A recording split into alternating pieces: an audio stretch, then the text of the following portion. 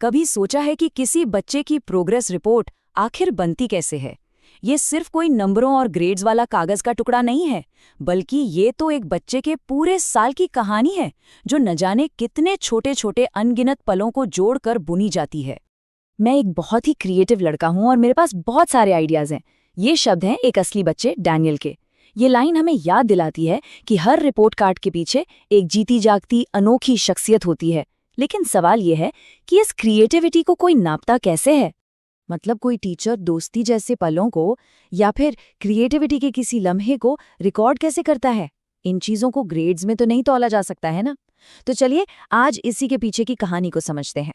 एक रिपोर्ट के पीछे की इस छुपी हुई कहानी को समझने के लिए हम उल्टा चलेंगे। मतलब हम एक फाइनल रिपोर्ट से शुरू करेंगे और फिर उन तरीकों को खोज निकालेंगे जिनसे टीचर्स इन कीमती पलों को पकड़ते हैं। मोटे तौर पर देखें तो ऑब्जर्व करने के दो तरीके हैं। एक है स्नैपशॉट और दूसरा है स्टोरी। स्नैपशॉट, जैसा कि नाम से ही पता चलता है, हमें कुछ ही पलों में डेटा पर आधारित ठोस जानकारी देता है।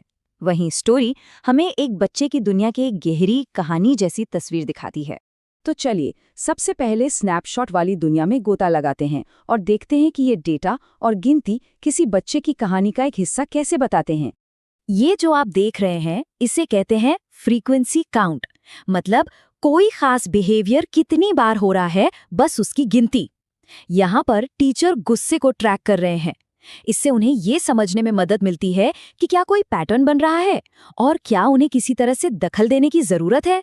पर सिर्फ कितनी बार से काम नहीं चलता है ना, ये जानना भी तो जरूरी है कि ये सब हो कब रहा है।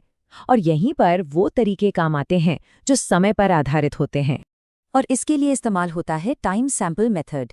यहाँ देखिए, हर 5 मिनट में बेन क्या कर रहा है इसे नोट किया जा रहा है। इससे टीचर को पता चलता है कि वो दूसरे बच्चों से कैसे जुड़ता है और क्या उसे अकेले भी वक्त चाहिए। ये डेटा उसकी ज़रूरतों को बेहतर ढंग से समझने में बहुत मदद करता है। तो चलिए अब इन आंकड़ों और डेटा से आगे बढ़ते हैं और उन तरीकों को देखते हैं जो हमें बच्चे की कहानी का पूरा ताना बाना दिखाते हैं, और वो भी ज्यादा गहराई से। ये है एनेक्डोटल रिकॉर्ड। इसे ना आप एक टीचर की पर्सनल डायरी जैसा समझ सकते हैं।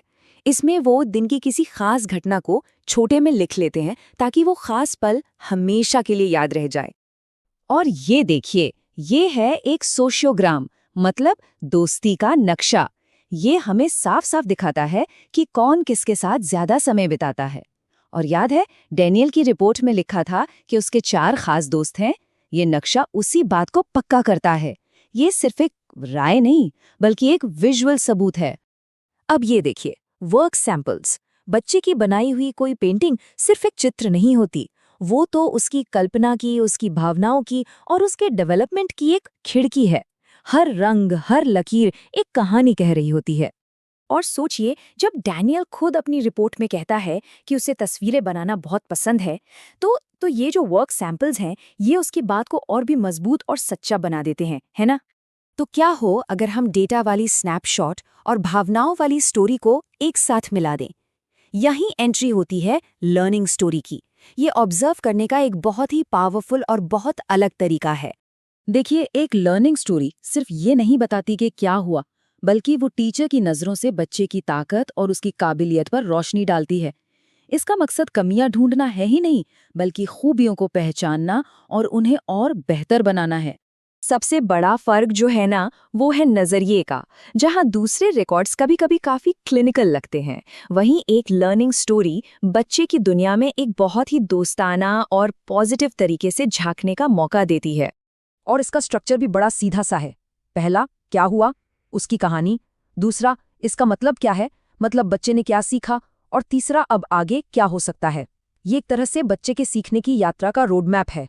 तो ये जो सारे अलग अलग तरीके हमने देखे, ये सब मिलकर आखिर एक पूरी प्रोग्रेस रिपोर्ट बनाते कैसे हैं? चलिए अब इन सारी कड़ियों को जोड़ते हैं। और यहाँ देखिए, सारी कड़ियाँ कैसे जुड़ती हैं। डैनियल के लिए जो अगले कदम सुझाए गए हैं, वो सीधे उसकी ताकत और पसंद पर आधारित हैं। जैसे जानवरों के लिए उसके प्यार को किताबों और कठपुतलियों से और बढ़ाना, या फिर प्लेडो और कैंची से उसकी उंगलियों की पकड़ को मजबूत करना।